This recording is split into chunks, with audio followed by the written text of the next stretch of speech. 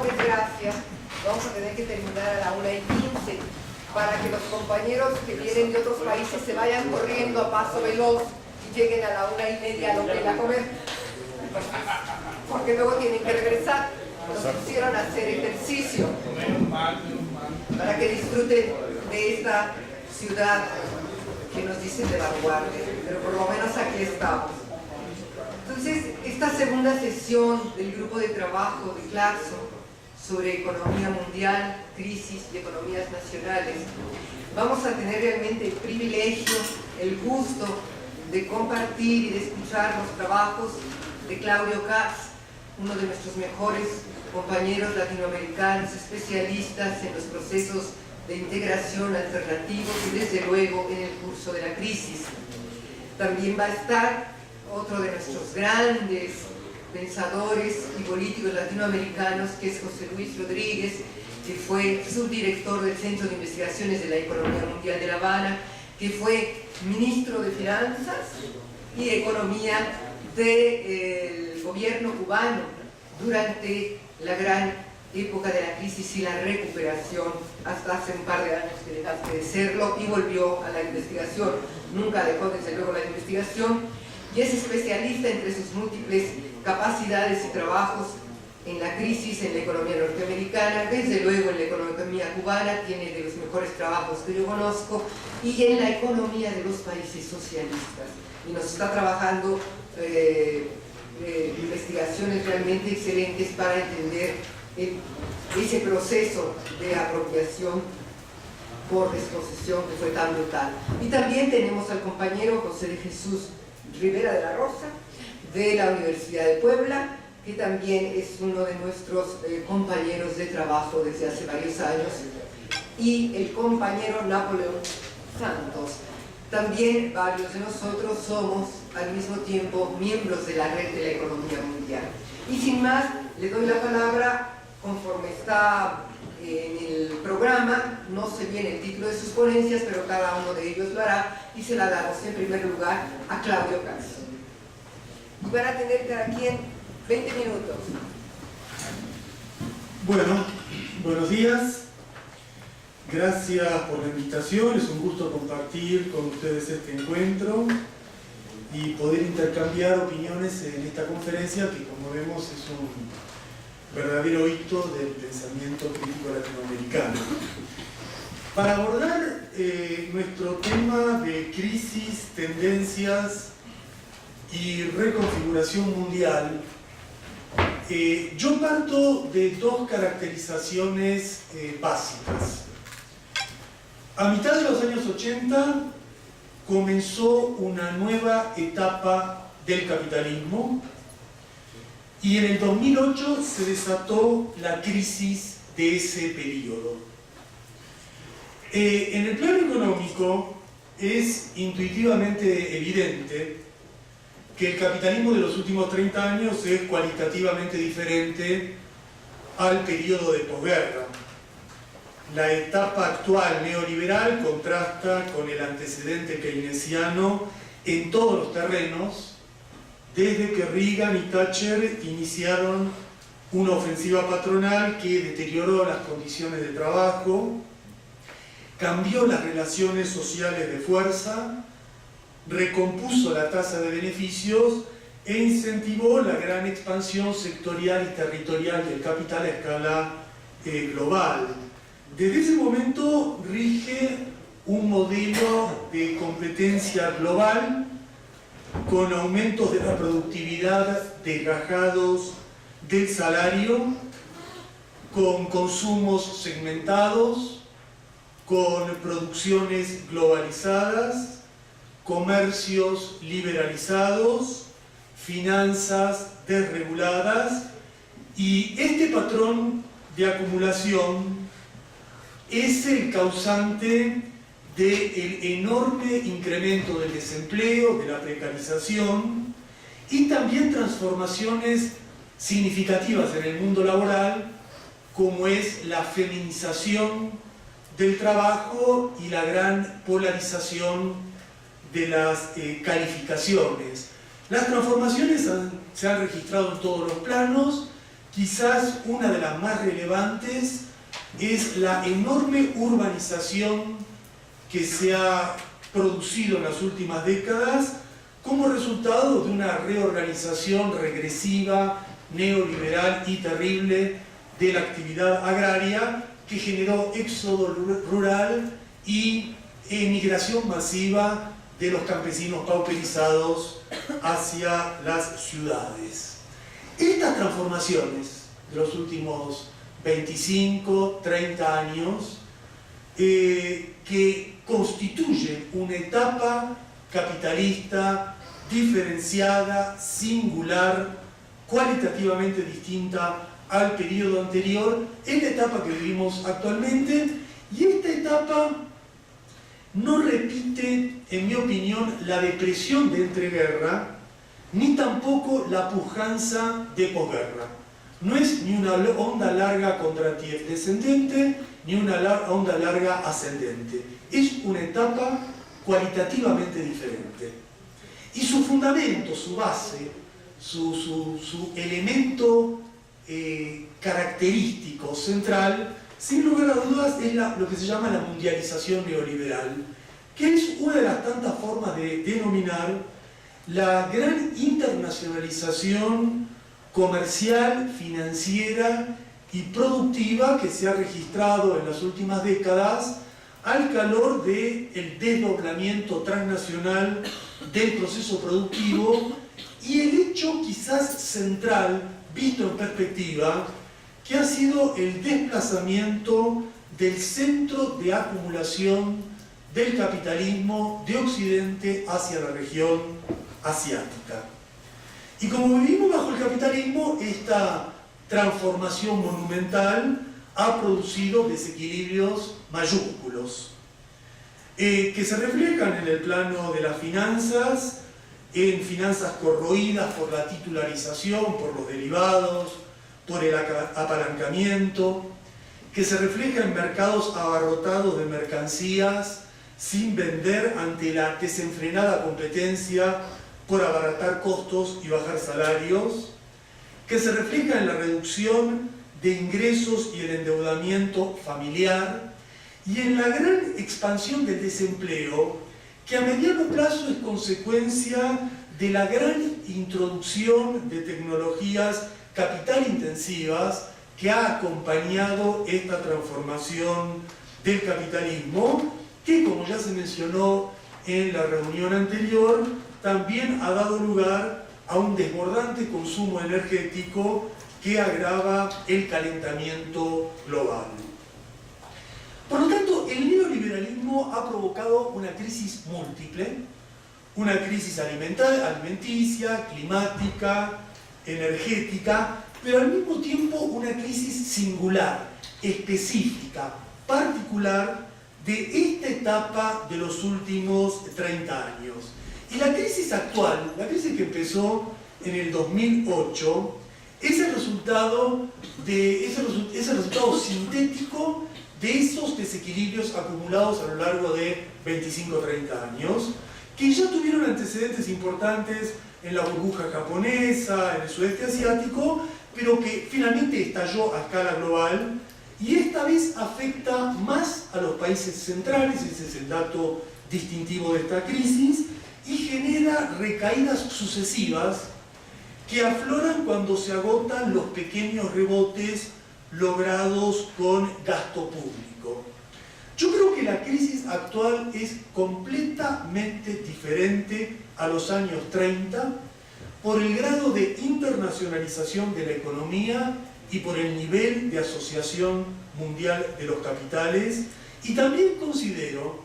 que esta crisis, la que estamos viviendo, no ha modificado hasta ahora el tenor de la etapa neoliberal. Seguimos en la misma etapa, ahora con una crisis de esa etapa. Y estos dos rasgos, diferencia con los años 30 y continuidad neoliberal, se verifican en la economía estadounidense. Obama socorrió a los bancos en vez de penalizarlos y mantuvo deprimida la demanda en total contraste con lo ocurrido en la época de Roosevelt. y siguió promoviendo deslocalizaciones de empresas que crean fuera de Estados Unidos los empleos que se destruyen internamente. Pero como estamos en la etapa neoliberal, Estados Unidos se mantiene como el pilar económico de esa etapa neoliberal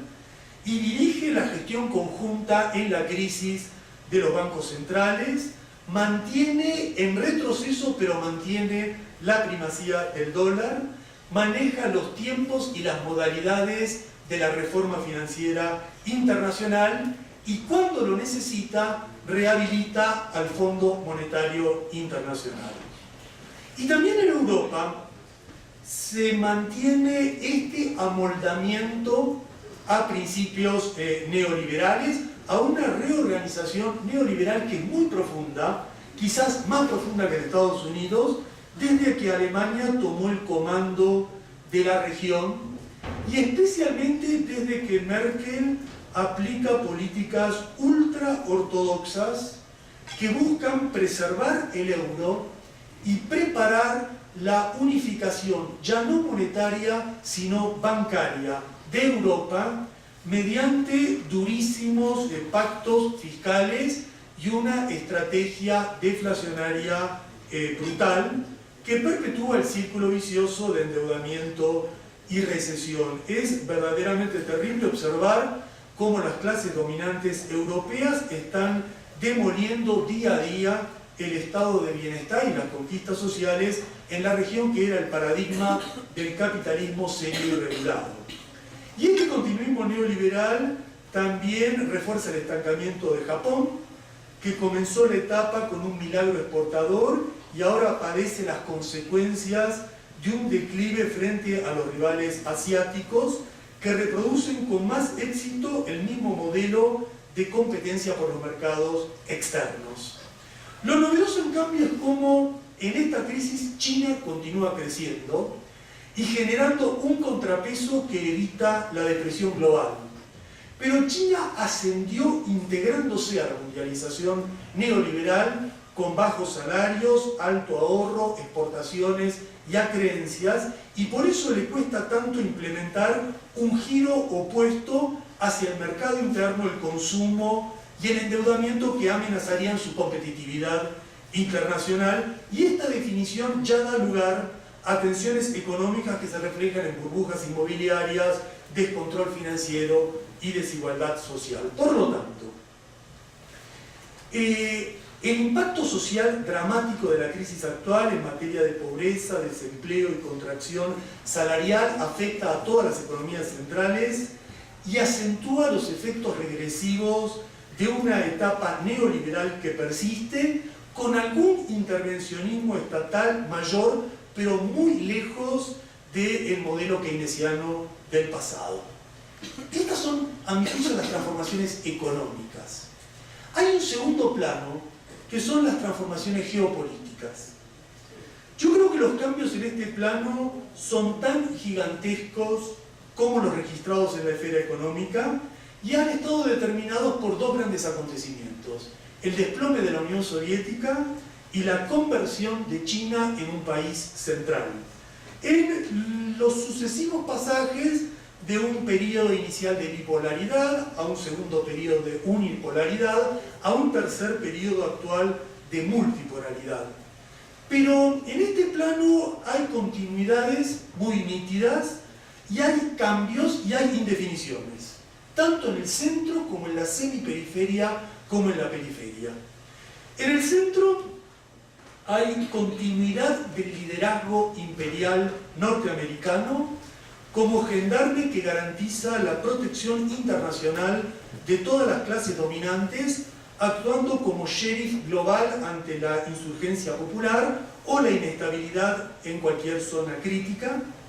También continúa la gestión imperial colectiva de la tríada en acciones bélicas de interés compartido, que se ha reforzado con la asociación de varias subpotencias como Canadá, como Australia, como Israel, al mantenimiento del orden imperial, y ellos actúan como los socios intermediarios de ese poder para asegurar la reproducción global del capital, acompañando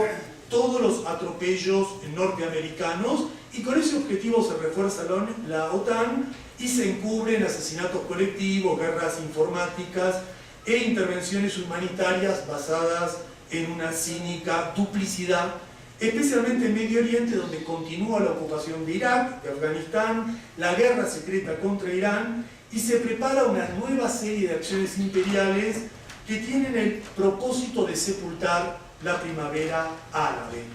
Pero junto con estas continuidades hay cambios geopolíticos mayúsculos. El más importante, como ya señalé, es la conversión de China en un país central. Esta es una transformación histórica y muy relevante, y su evolución dependerá de dos tensiones. La tensión dentro de China entre la élite de la costa,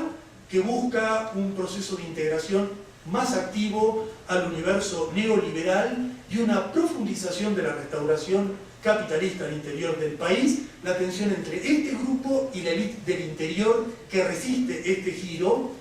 y al mismo tiempo este proceso dependerá de una disputa paralela y equivalente en la dirigencia norteamericana entre los partidarios de negociar o confrontar con China,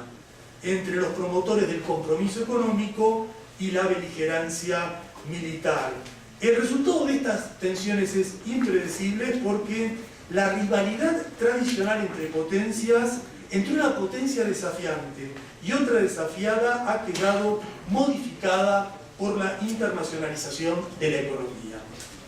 El segundo cambio importante en este plano es el ascenso general de las semiperiferias, que es otro proceso geopolítico de evolución impredecible. Desde el año 2003, un grupo de economías han quedado muy favorecidas por la apreciación de las materias primas, que obedece a procesos coyunturales de burbuja, pero también procesos de largo plazo de demanda asiática, y con esta apreciación de las materias primas han podido absorber hasta ahora los efectos de la crisis global, pero este contexto favorable para ellos es un dato parcial de los últimos años y está sujeto al vaivén cíclico de los precios de los productos básicos. En las semiperiferias, en las economías intermedias, a mí me parece que lo más importante es diferenciar. Diferenciar porque hay conceptos como BRICS o como el propio concepto de emergentes que aportan más confusión que claridad. No es lo mismo un taller industrial del mundo que se ha forjado en China, que la provisión rusa de materias primas energéticas, que la plataforma de subcontratación que se está montando en la India. No es lo mismo potencias con autonomía militar y política y con juego geopolítico propio como China y Rusia, que países asociados a Estados Unidos como Brasil o Sudáfrica. Por lo tanto, es dudosa incluso la capacidad de los países intermedios para forjar un bloque sur-sur que sea alternativo y que se constituya como contrapoder global, puesto que todos los integrantes de este grupo reciben ofertas muy tentadoras de cooptación bilateral por parte del eje imperial. Y estos países intermedios están además dirigidos por burguesías locales muy asociadas al capital extranjero, y no tiene ninguna de ellas propósitos antiimperialistas ni proyectos de reanudación de proyectos tipo Bandung, ¿no? Por lo tanto, en este terreno, yo diría que justamente en este plano es donde el devenir geopolítico es más incierto en lo que va a ocurrir con esta franja intermedia de la economía mundial.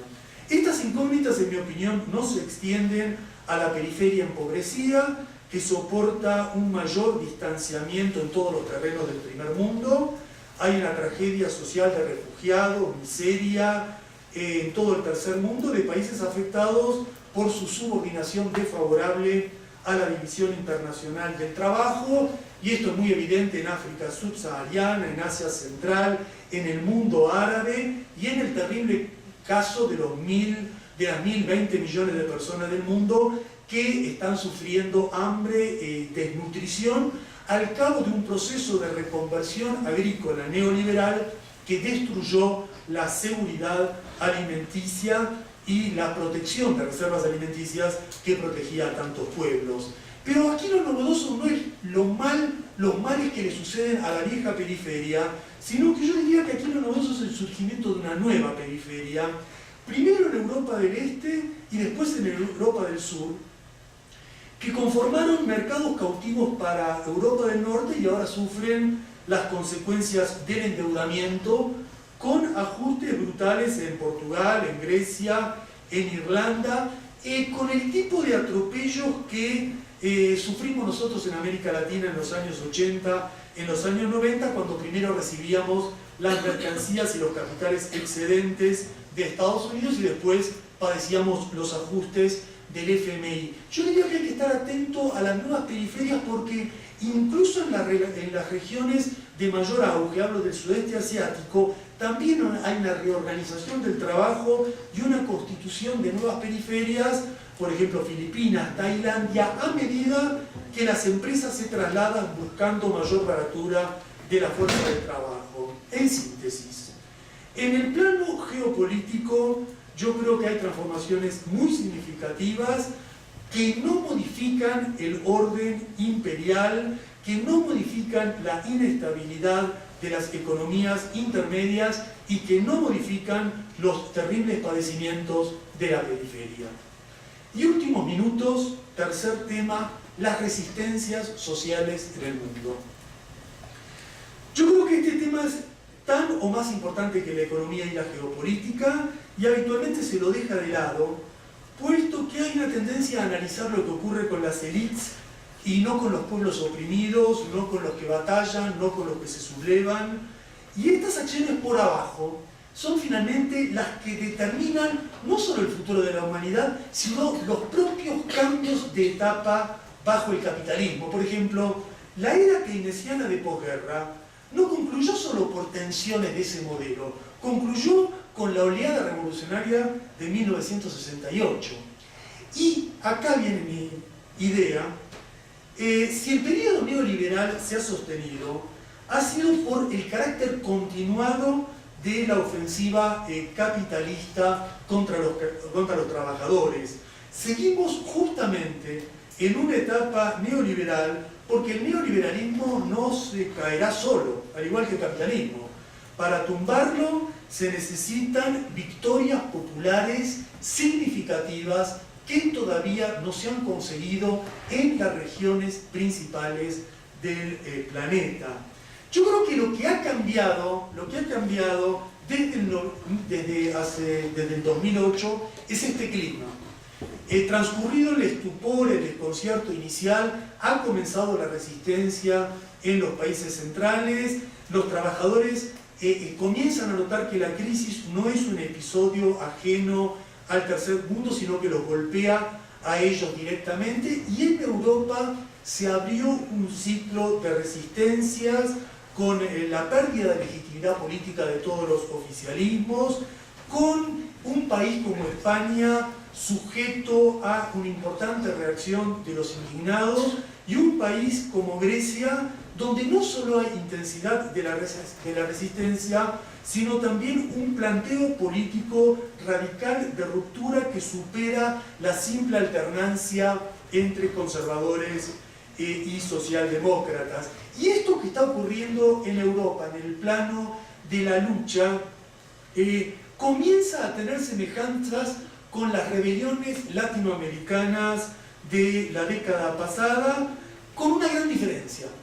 que allí no hubo todavía una Bolivia, un Ecuador, una Argentina,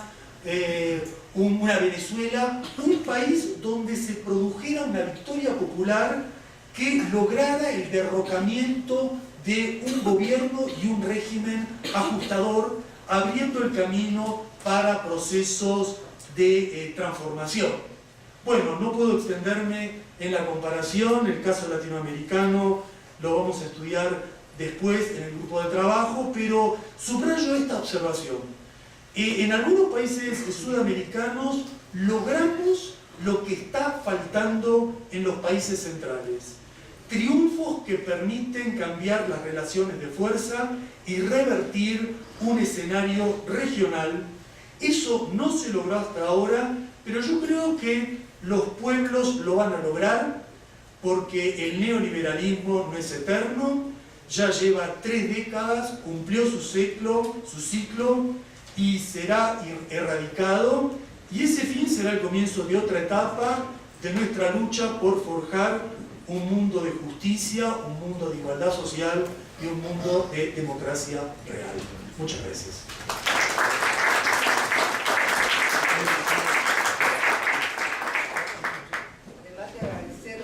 Del pensamiento crítico latinoamericano. Para abordar nuestro tema de crisis, tendencias y reconfiguración mundial, yo parto de 2 caracterizaciones básicas. A mitad de los años 80 comenzó una nueva etapa del capitalismo, y en el 2008 se desató la crisis de ese periodo. En el plano económico es intuitivamente evidente que el capitalismo de los últimos 30 años es cualitativamente diferente al periodo de posguerra. La etapa actual neoliberal contrasta con el antecedente keynesiano en todos los terrenos, desde que Reagan y Thatcher iniciaron una ofensiva patronal que deterioró las condiciones de trabajo, cambió las relaciones sociales de fuerza, recompuso la tasa de beneficios e incentivó la gran expansión sectorial y territorial del capital a escala global. Desde ese momento rige un modelo de competencia global con aumentos de la productividad desgajados del salario, con consumos segmentados, con producciones globalizadas, comercios liberalizados, finanzas desreguladas, y este patrón de acumulación es el causante. Otro de nuestros grandes pensadores y políticos latinoamericanos, que es José Luis Rodríguez, que fue subdirector del Centro de Investigaciones de la Economía Mundial de La Habana, que fue ministro de Finanzas y Economía del gobierno cubano durante la gran época de la crisis y la recuperación, hasta hace un par de años que dejaste de serlo y volvió a la investigación. Nunca dejó desde luego la investigación, y es especialista entre sus múltiples capacidades y trabajos en la crisis en la economía norteamericana, desde luego en la economía cubana, tiene de los mejores trabajos que yo conozco, y en la economía de los países socialistas. Y nos está trabajando investigaciones realmente excelentes para entender ese proceso de apropiación por desposesión. Por desgracia, vamos a tener que terminar a la 1:15 para que los compañeros que vienen de otros países se vayan corriendo a paso veloz y lleguen a la 1:30 al hotel a comer, porque luego tienen que regresar. Nos pusieron a hacer ejercicio para que disfruten de esta ciudad que nos dicen de vanguardia, pero por lo menos aquí estamos. Entonces, esta segunda sesión del grupo de trabajo de Clarkson sobre economía mundial, crisis y economías nacionales, vamos a tener realmente el privilegio, el gusto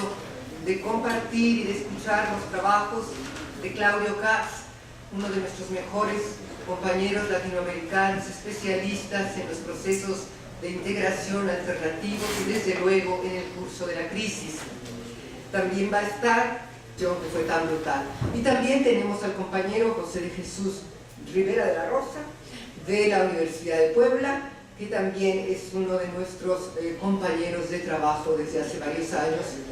y el compañero Napoleón Santos. También varios de nosotros somos al mismo tiempo miembros de la Red de la Economía Mundial. Y sin más, le doy la palabra conforme está en el programa. No sé bien el título de sus ponencias, pero cada uno de ellos lo hará, y se la damos en primer lugar a Claudio Katz.